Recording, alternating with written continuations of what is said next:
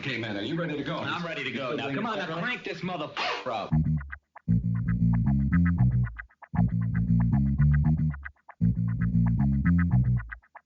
Break it down like this.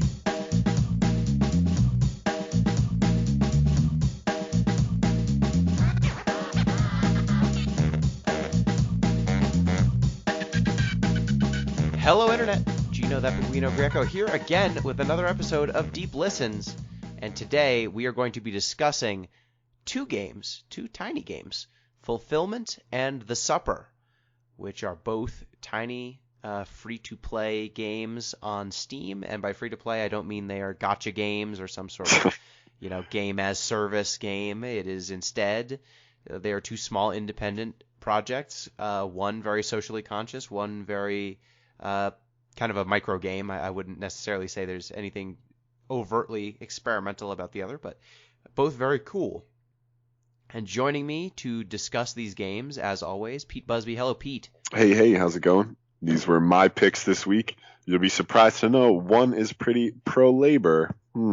Shocking, I know.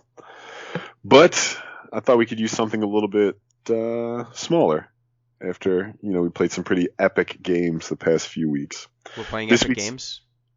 Trademark? No, we played Fortnite a couple weeks ago. Yes. Another grand magisterial game in scope, that Fortnite. This week's fun fact, though, is about spiders. So apparently some spiders, and I have the specific names, but I'm not going to bother because they're long in Greek. But this is from Scientific America. They will keep very tiny frogs called microhylid frogs in their nests, basically. And it's a symbiotic relationship. Normally, spiders would eat frogs, but these spiders recognize these frogs based on their pheromones and don't eat them. So they're little partners. And the theory is that the frogs get protection from the spiders, and the spiders' kills attack flies that the frogs can then eat. And in return, the frogs eat tiny little ants that like to eat spider eggs. Ah. Yeah.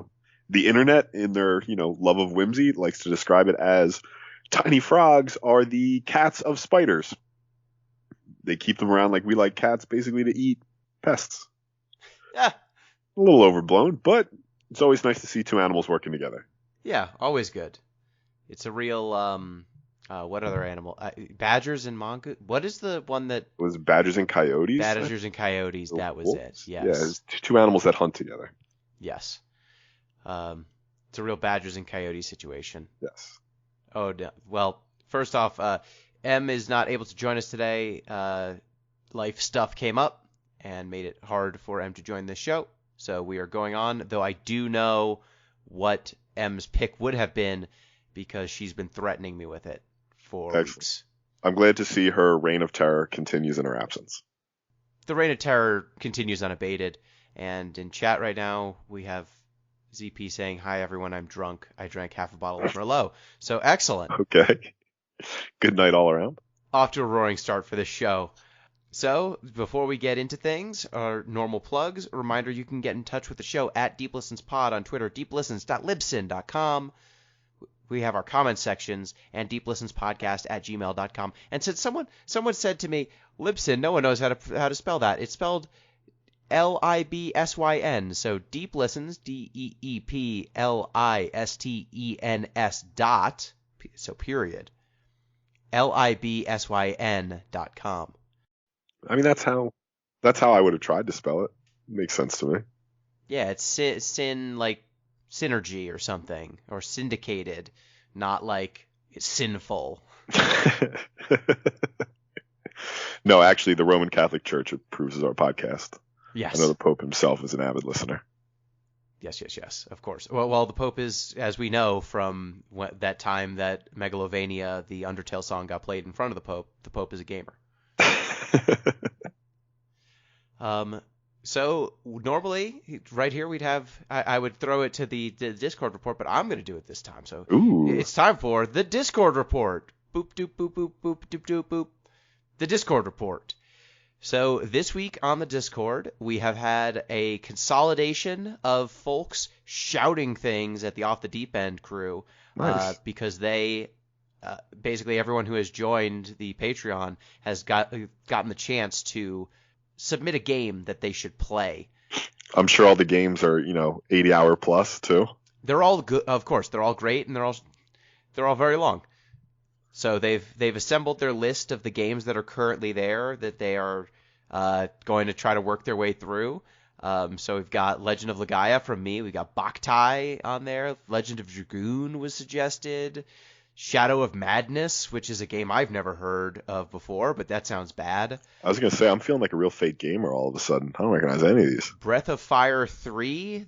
Oh, wait, is Legend of Legaia that one you were streaming? Yes. That I jumped on for? Okay, Yes, I remember that one. That one, yes. Zelda 2, The Adventure of Link. That one I know. That's a deep cut right there. Yes, so we've got a bunch of things, and you could be someone to add things to their list by supporting the show on Patreon. Also, we are, I believe, 2 patrons away from having to play Unlimited Saga, which means I got my copy of Unlimited Saga because I am officially declaring that if the Off the Deep End crew do not, if they do hit that number where they're going to play Unlimited Saga, I, as a good host, will join. I will join in their trial and travails. You are a stronger man than I, Gino. Yeah, it's definitely, for a while there, I was not sure if Unlimited Saga was coming in the mail. It kept saying that it was going to be delivered any day now. And the first time I was like, oh no, did someone steal Unlimited Saga off of my stoop? And if they did, I'm sure it happens all the time. If they did, boy, are they going to be bummed. Yeah. Oh shit, it looked like a video game, but it's Unlimited Saga for the PlayStation 2. Turns out it's not. It's some sort of weird art piece that I don't understand. Exactly. It turns out it's a board game that hates you. So that official announcement, you've got that incentive if you want to support. We also have had discussions of some foodstuffs. Pete, what's your stance on Peeps? Peeps, I hate them, but my mother loves them, and she actually likes to leave them out until they get hard and stale. Yeah, she knows the real stuff. It's trash. They are fat free though. They are. They're only sugars. Are they vegan? I don't know. Unclear. Accidentally, they're like Oreos. They're accidentally vegan. I don't know. Not sure. Didn't really pay close attention to it. I was gifted party cake Peeps and coffee donut Peeps. My mother just bought Peeps cereal. Oh, I've seen a review of Peeps cereal, and it was not glowing. I'm shocked, honestly, shocked to hear that. Yeah, I would say if you are going to get a novelty Peep, Peeps are a novelty unto themselves. They are a candy so good that they show up once a year and then we forget about them. The sign of a true culinary delight. Exactly. All the good candies show up for one holiday and then vanish. Yeah, Peeps, candy corn, all the good ones. Exactly. Yeah, so Peeps, if you're going to get a novelty one, I recommend Party Cake over the coffee flavor, which I did not expect going in, but it turns out when you have a cheap coffee flavor or a cheap Party Cake flavor, the cheap coffee flavor is worse. Yeah, I've seen also pancakes and syrup. I'm curious how they are. I do like maple flavor. Okay. Yeah, I do love maple flavor, but it was not an option. I mean, they're still Peeps, so they're probably strange and cloying. I recently saw a picture of a knockoff Peep, and boy, Peeps, it turns out, are the good-looking ones. Okay, so that's kind of what's going on in the Discord. It is now time once again for my obsession of the week. Okay, lay it on. My obsession this week is bearded dragons.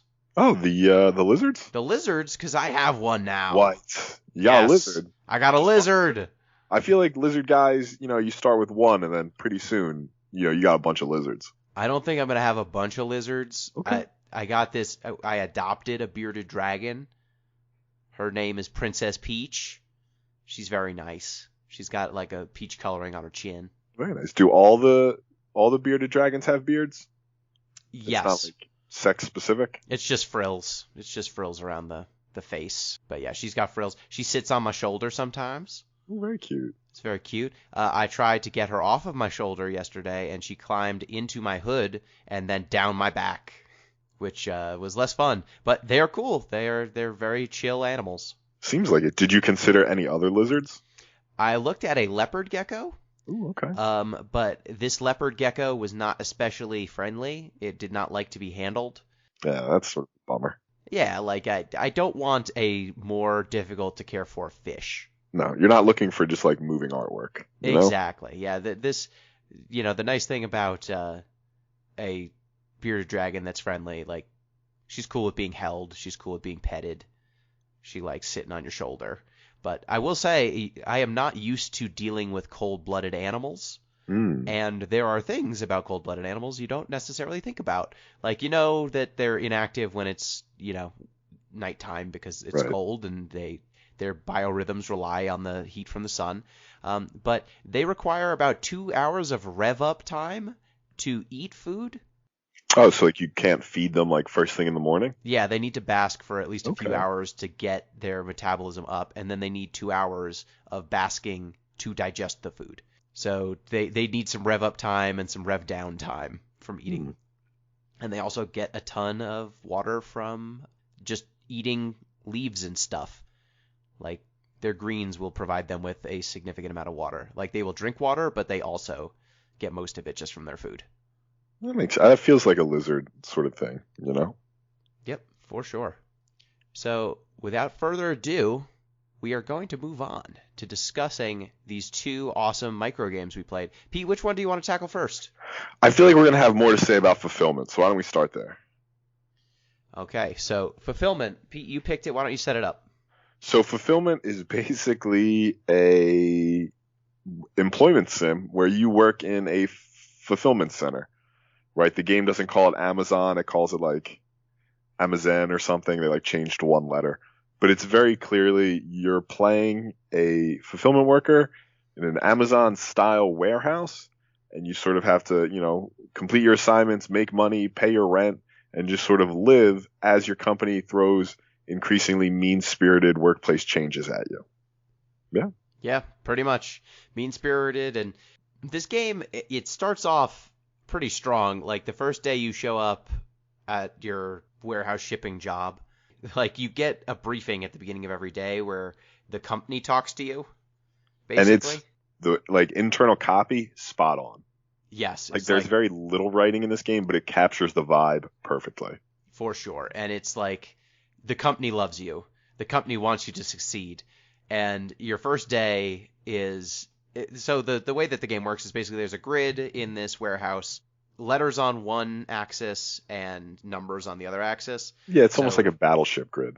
Yeah, it's shelves A, B, C, and then so A, B, and C are different different vertical shelves, and then horizontally it's 1, 2, 3, 4, 5, 6, 7, 8. And then there are 3 different conveyor belts you need to drop these packages onto. So the task is basically go to shelf A8, drop it in conveyor belt 2. Yes. Right. So you'll get a different assignment every day. And as things ramp up, well, the mechanics change around that. So what did you think of the kind of initial setup, the initial salary, like the initial kind of task that you're being given? It's like you said, it is very sort of straightforward, which I think is really the point. If it were very entertaining or interesting, it wouldn't really work as a fulfillment center sim because they're not very interesting or exciting. Mm-hmm. But it's also too the way the game starts is basically as a math problem. So you make about $120 a day, depending on your bonuses and how you're working, and then from that you have to cobble together rent, groceries, and night out to sort of protect your sanity.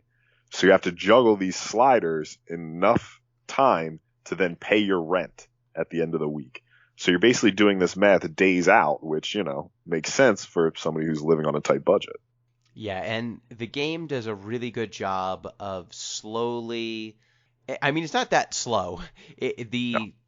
Critique of warehouse life starts pretty immediately. The first day, you get basically one box, move one box, put it on one conveyor belt, you get $120. Yes. Period. Next day, they say, okay, we're going to give you more. So now you've got a quota of 5 shipments instead of 1. But they give it to you in one big list. You can go about that list in whatever order you want. So you kind of optimize. I tried to make it as efficient as possible.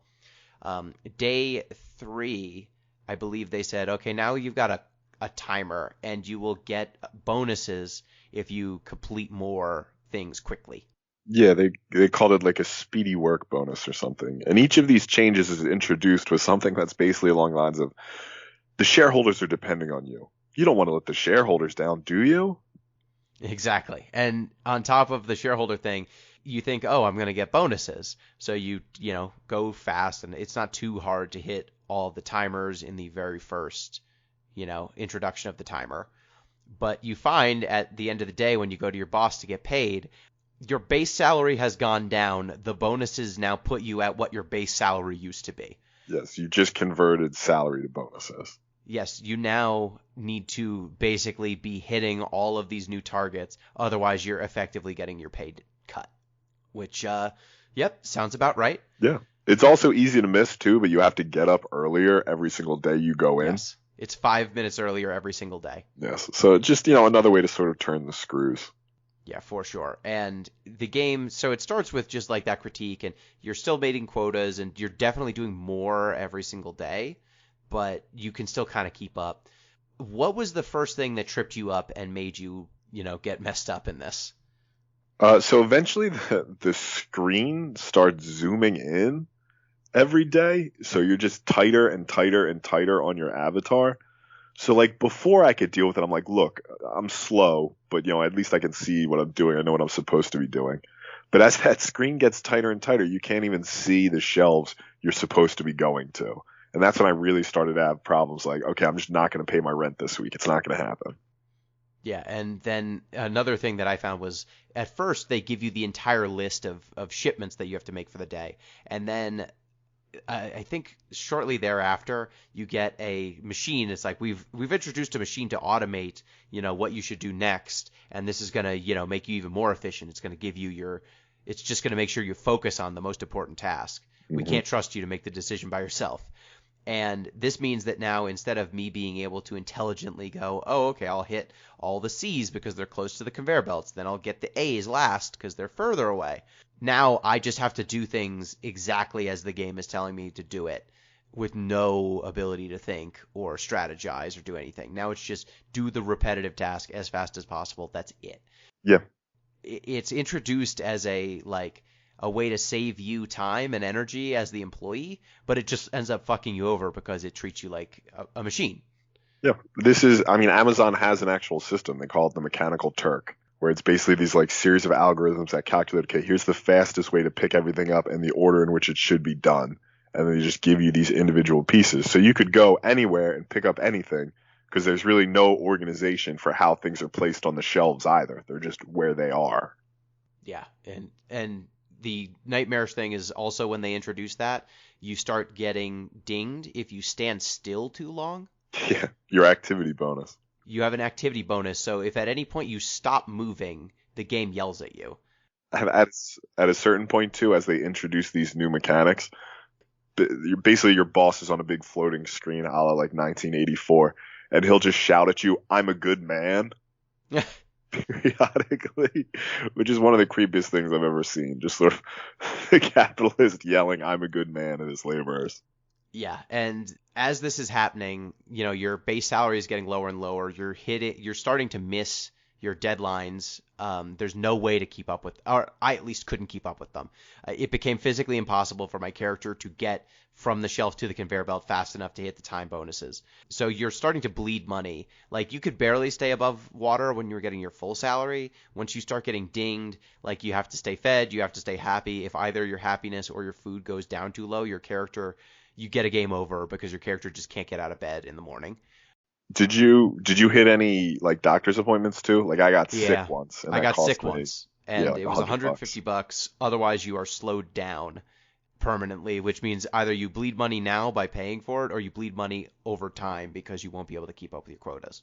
Yeah, and it's worth saying too, I don't think there's any way to win necessarily. No. You either starve to death, you kill yourself if your happiness runs out, or eventually if you play long enough, they just replace you with robots.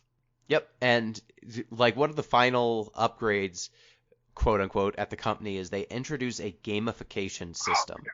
Pete, do you want to go into this? I would love to. The leaderboard is so sinister. So basically what it does is it just tracks your bonus points. You get bonus points for putting things on the conveyor belt more quickly.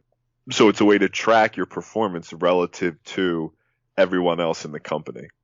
Right? So I mean, this is a classic technique of sort of like business management 101 is to create these games and leaderboards because people love to compete even when it's not in their best interest to do so.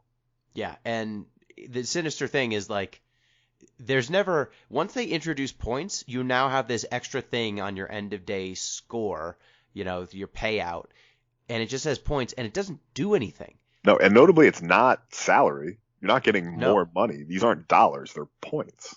Yes, they're points. You go up the leaderboard, and at one point the game said, if you get the high score, we're going to promote you. And I was like, what the fuck does that mean in this context? Like, am I going to get twice as much work for for $1 more? Am I going to become the person behind the desk, or am I going to be replaced with robots?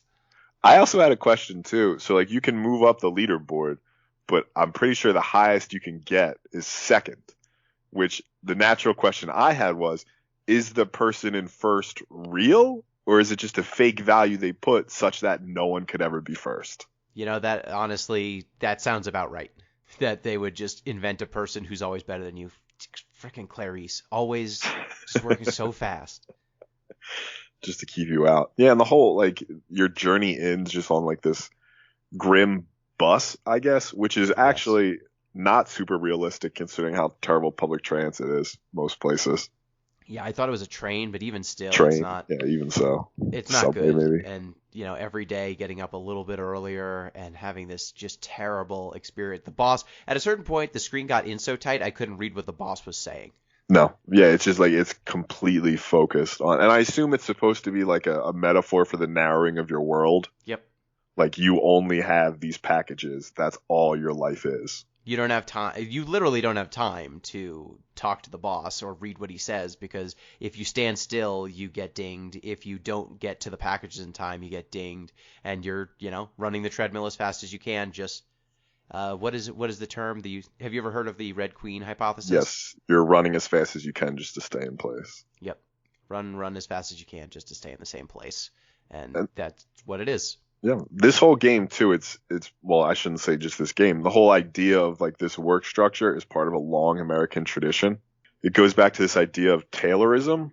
This guy Taylor wrote a book in like I want to say the 1910s or the 1920s called Scientific Management.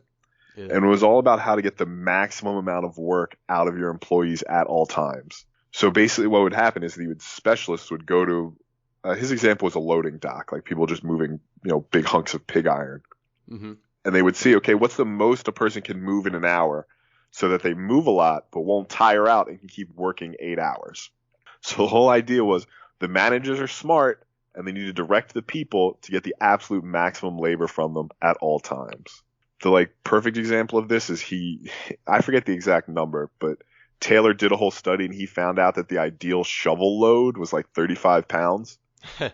So they made a whole bunch of different shovels for different materials such that each shovelful would be as close as possible to 35 pounds because that lets you move the most without getting too tired during your day. But the whole key to this is you can't decide when to take your breaks because that messes with the scientific flow of it. That needs to be dictated to you. Yeah, and that is what this game is yelling at you the whole time is basically there's no way that you, the worker, have any intelligence. There's no way that you could make good choices, and so you shouldn't have any, which is bleak as hell. And once you end the game, once the game ends, your character either dying of starvation, being replaced by a robot, or committing suicide. Unfortunately, subject warning there. This game basically throws you onto a page full of quotes because most of the mechanics that they have brought into full dystopian nightmare mode in this game come directly from Amazon warehouses and anecdotes. And it links to a bunch of articles basically interviewing people who have worked in Amazon fulfillment centers. You can read, unfortunately, only half of them because of paywalls that have come up, which is its own little critique. Yeah. But did you have any of those stories that jumped out to you? Well, I noticed like sort of the game could have went even further than it did, right? I mean, there's those famous stories of Amazon workers going to the bathroom in bottles. Oh, there's a story. One of those stories is there. Oh, 100%. But I'm saying they could have made that a game mechanic. Oh, yeah. But Eventually you innovate the peeing in bottles. I guess cooler heads prevailed. Yeah, it made me wonder sort of like what the purchase of games as activism are. Like, is it more effective in that, like, you're, in some sense, experiencing this as well? Or does it detract from it? Because, like, even though I knew that the bonuses were gibberish and a tool of control, I still thought to myself, well, fuck it, I'm going to get to number one on that leaderboard. Yeah, and I mean, I think that's what we encountered when we played Papers, Please a few years ago.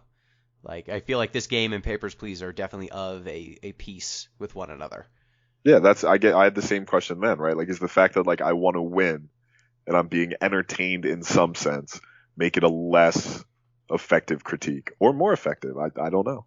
Yeah, I mean, I think that at that time Billy was like, I was just optimizing to get the most money, and it's like, but you were sending people to their deaths. Yeah, but I had my rules. Yeah, the numbers went up.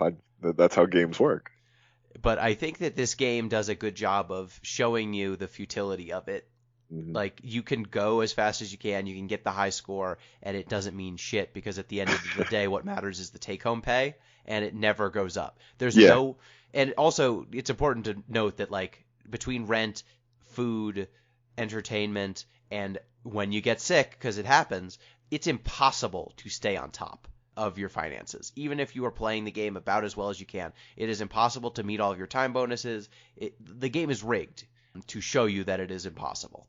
Yeah. So I feel like this one is a little bit more direct. Like Papers, Please, you could actually, maintain your baseline needs in that fascistic world. There was like one happy ending too, where like you escaped with your family. Yeah, and that is not an option at all in Fulfillment. No, I think it also helped that, I mean, this one was much shorter than Papers, Please. Yes. So, like, there's no real concern with winning. You're just sort of experiencing these increasingly unreasonable labor demands. And that's another thing, is that because they are not interested in trying to make a fun game, or I don't know that you would say Papers, Please is a fun game, but they're trying to tell one very short didactic story instead of, you remember the character in Papers, Please who would show up with a different fake license every day? Yes, of course. That ridiculous man? Like, there's no little fun asides or, spooky scenarios for your character in this. It is just, hey, isn't Amazon in the way it treats people terrible? It is. It really is just, here's your life. Here's your terrible apartment. You just get through each day. Yeah, so that is Fulfillment. It's free. It's on Steam. Check it out if any of that sounds cool. I think it's definitely a good game for teaching, like showing where these different Skinner box functions are being added to labor and how it's being used to undercut folks, doing the work. I wonder too. This one made me think. Like, I'm not a grind master generally. But like in the same way that we talked about the gamification of work, it did make me think about the workification of games as well. Yes. Like I've done a lot just to make numbers go up in my life, numbers that didn't really mean much. And it did force like an uncomfortable moment of reflection where I had to ask, oh, like what does it really mean for my life to like, kill 57 warthogs to, boost my stats a little bit. Yeah. And it honestly trying speedrunning broke me of that. After years of being like, well, what if I spent a few more hours killing warthogs? And then I saw a speedrunner go like, but what if you jump off this wall sideways and then you never had to kill any warthogs? I was like, what? It's genius. I'm Neo and I've seen the code. I wish you could like speedrun real life like that. Like you could work for 30 years and then retire, or you can get the code. You can get in a pyramid scheme and be on the top. Yeah, maybe you can speedrun games, but speedrun life, but it's only a very select few individuals who get to. Yeah, it's just step one. There's a few different ways you can do it. You start a cult, rob a bank. That's a good speedrun tactic. Or get in at the bottom of a pyramid scheme. Born Rich is probably the best one. Born Rich is that's a great speedrun tactic, but it's only available to a select few. It's true. So the second game we played was The Supper. Yes, which nothing again, to do with the first. These are No. not connected at all when I picked them. No. They bear no resemblance to one another at all. No themes that really overlap, but not even as gameplay styles. Nope. Just two short, tiny games I wanted to play. What is The Supper, Pete? So The Supper is, I guess you call it like a point-and-click adventure. Yep. You're a peg-legged woman, a peg-legged old woman who runs a dingy sort of Moby Dick-style tavern. Yes. Like these pirates show up and you have to basically make their dinner.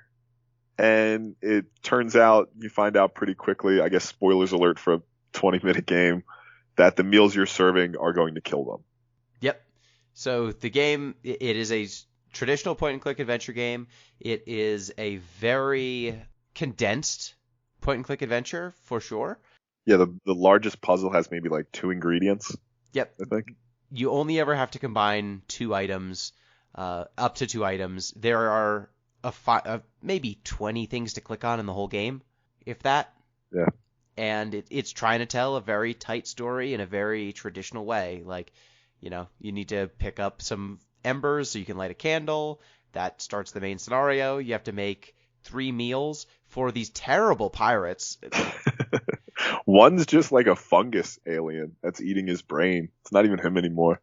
Yeah, it's an old man, a brain controlling fungus, and a shark man. Yeah, yes. And these 3 people each want different foods. So you can't make them out of order either. They're basically 3 different scenarios that each are maybe 2-3 minutes. Which of the 3 meals did you enjoy the most? Oh gosh. I guess it would have to be the human hand and tongue. Yeah, so Which, like, you serve it to the shark, so I guess it's okay. it's still gross. Yeah. But yeah, this game, it like one person wants a pigeon, basically. One wants a hand with a Swordfish tail. tongue, and Yeah. one wants a swordfish tail with. And they all chili. get the special house red sauce. Yes, there's a special sauce you have a large vat of special sauce in the back of your restaurant, and every time you feed one of these people, they keel over dead. But I guess people pass out drunk at the tavern all the time, so they don't think Yes, anything of it. Nobody cares. Also, like, having a huge vat of bubbling goo in like a back of a kitchen, never good. No, I didn't think that my peg-legged woman with blood on her apron and her giant vat of bubbling goo in her dark tavern, I didn't think she was up to good. No. And she's not. She's murdering people. But, I mean, these people kind of suck, so whatever.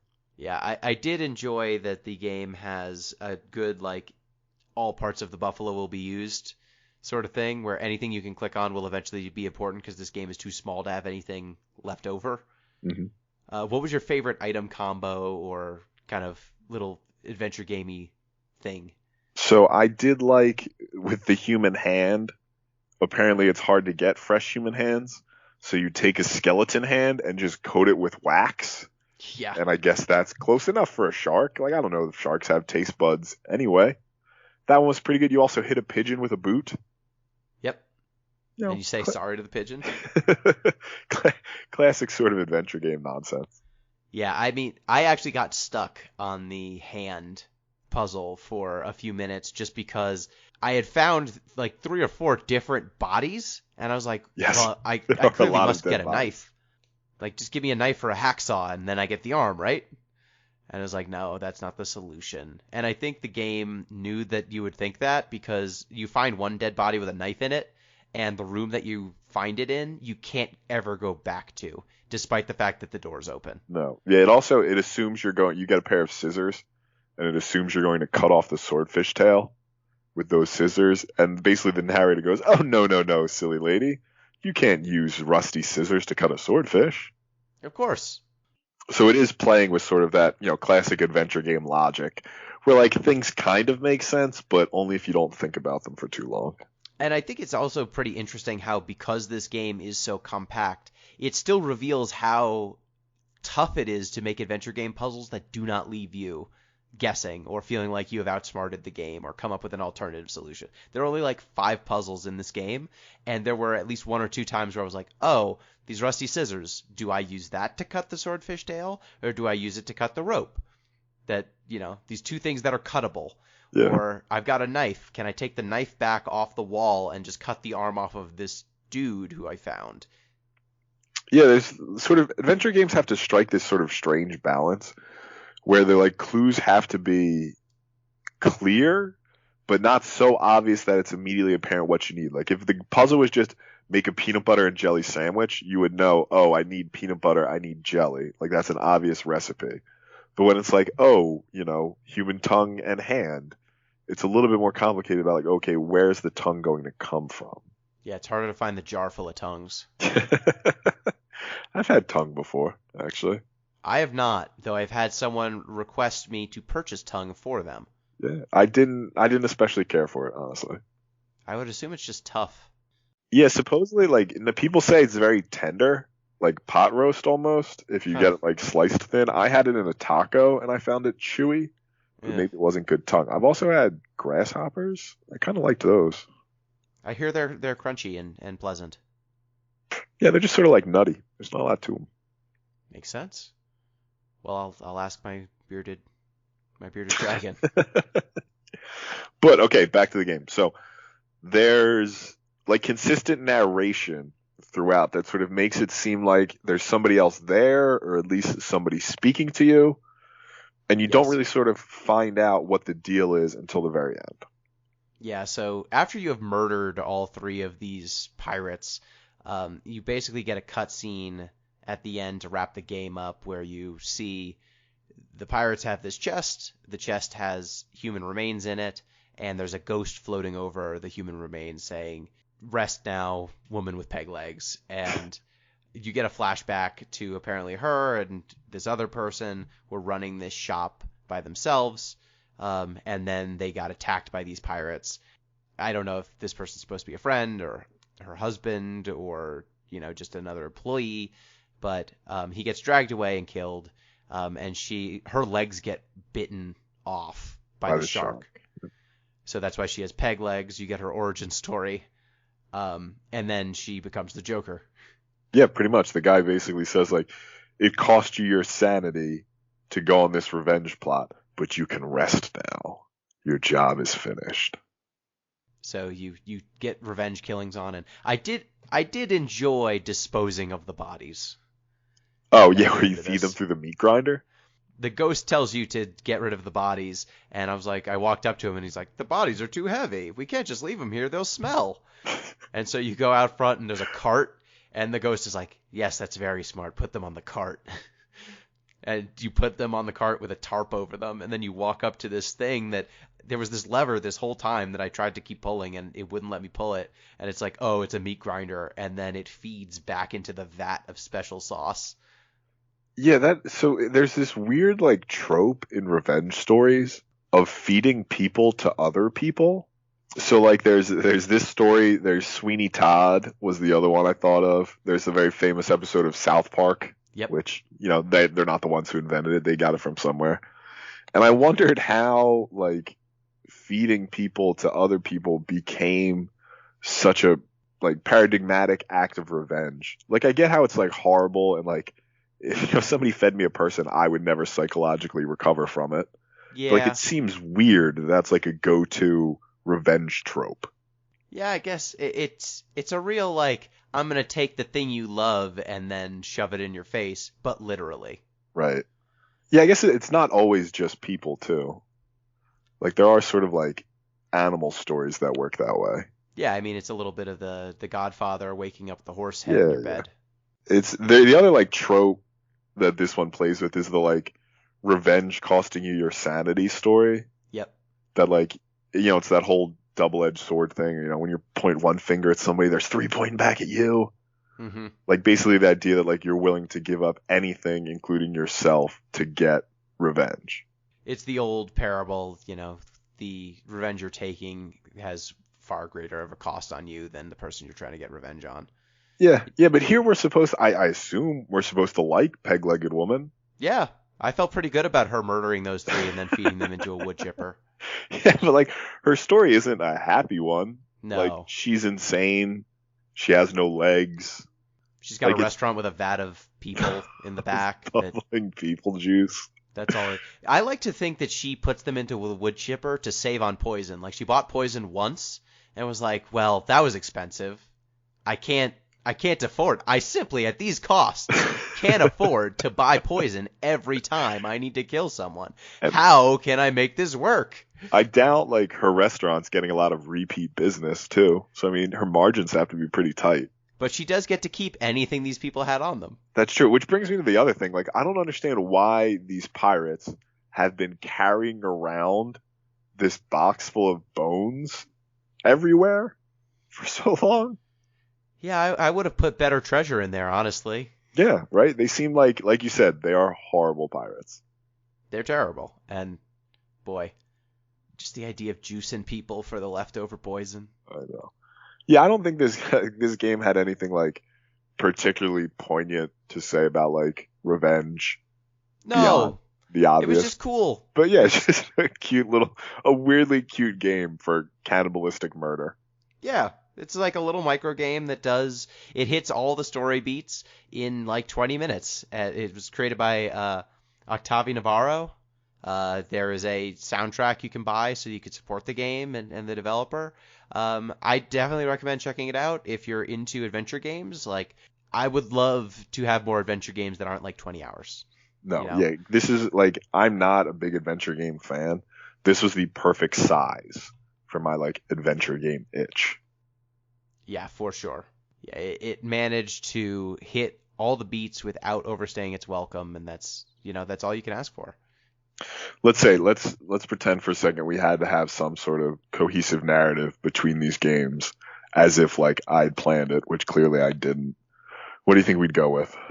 Well, Fulfillment is about the wealthy exploiting people, and The Supper is about eating the rich. So. Okay, that's good. Yeah, I was gonna say that Fulfillment squeezes all the proverbial juice from their employees in the same way the woman of The Supper literally juices her customers. Yes. In any case, it's gross metaphor. Juicing people just sounds disgusting. Yeah, so that's it for our 2 little micro games. It is now M's turn to pick, and because M is indisposed, she has texted me her pick, and it is not the game I thought it was. Ooh, okay. It's a game called About an Elf. About an Elf? About an Elf. Do we have like a little 1-sentence synopsis or anything? Let me look it up. Let me go to the good old Steam store and assume that it's there. Ooh, it's for the Switch. Oh, it's not. It's not on Steam. It's for the Switch, you say? I did say it's for the Switch. What is it? Join forces with Dam, the magical princess of all elves, and her incorrigible apprentice Roland, the brave cat, as they fight to save the universe from the King of Terrors and his army of evil monsters. That is interesting. This is a point-and-click-ish, RPG-ish, visual novel-ish game of giga-awesomeness. What is this? Very wild art style. Giga-twasome proportions. Do you have what it takes? If so, everything might turn out elf okay. I hate everything I'm looking at. I don't quite know what this is. I don't like looking at the pictures that the Steam page has presented. Well, M knows me well. I can't tell if it's like live action or not either. I don't think so. I don't want to know. Well, it's rated T for teen for violence, so everybody just bear that in mind. Yep, watch out. Hide your kids. All right, I'll look that up on Switch. Thanks, M. Darn it. And thank you, listeners. Reminder, you can get in touch with the show at Deep Listens Pod on Twitter, deeplistens.libsyn.com. We have our comment sections, and deeplistenspodcast@gmail.com. You can support the show on Patreon at patreon.com/deeplistens. And thank you, Pete. Yeah, 2 cute little, well, they weren't really cute. They were disturbing. 2 disturbing little micro games that I encourage everyone to check out. They're free, so you can't really go wrong. Yep, and thank you to everyone who's been listening, and also thanks to everyone who participated and supported the Giant Bomb Community Endurance Run last weekend, or 2 weekends ago, I suppose, from now. We are still raising money. We're at like $14,000 plus raised. Woo! So thank you to everyone who participated and supported. I killed Chaos. I did it. Nice. I beat Final Fantasy Origins, Stranger of Paradise. Are you just going to lean into this new emo phase of your life permanently? My nails are still painted. Though now they're chipped, which I feel like adds to it. It definitely does. I've been If talking anything. up chain wallets for weeks now. I need to get one. Yeah, I mean, on my end table is the stupid chain choker and the stupid ring, because where is it going to go? That's a great question. You like bring it to Goodwill and they're like, nah, you can just take that back home. Don't worry about Yo, that. speaking of Goodwill, just 1 second here. I found at Goodwill a board game called Keepin' It Saxy. Like saxophone or like Anglo-Saxons? Like saxophone, because it is the Kenny G board game. What? Yes. Didn't he play like the clarinet? Alto sax, I think. Oh, okay. Yeah, I don't know that much about Kenny G, honestly. He's got incredible hair. He plays the saxophone. These are the two things you need to know about Kenny G. But the board game, which I got for $3 US. Steal. Couldn't afford not to buy it at that price. It's called Keep It Saxy. On the front is his silhouette, with then pictures of him inside of his silhouette. Oh my god. And then the back of it says, use the power of jazz to win the day. Help Kenny G, the world-renowned saxophone superstar, keep his groove through a hectic day. Work together to overcome uncool events, detangle those luscious locks, and avoid rush hour traffic without missing a brassy beat. It's a soothing combo of strategy and cooperation. I think this has now become a Kenny G board game podcast exclusively. Yeah, it includes a Kenny G wooden mover, just in case you were wondering. There's a Kenny G piece and a saxophone piece. I was wondering. Thank you. So thank you, listeners. Just like Kenny G, thank you. Hopefully you will look up Keepin' It Saxy, the game. Kenny G's Keepin' It Saxy. And thank you, Pete. Yeah, always a pleasure. Till next time. Peace.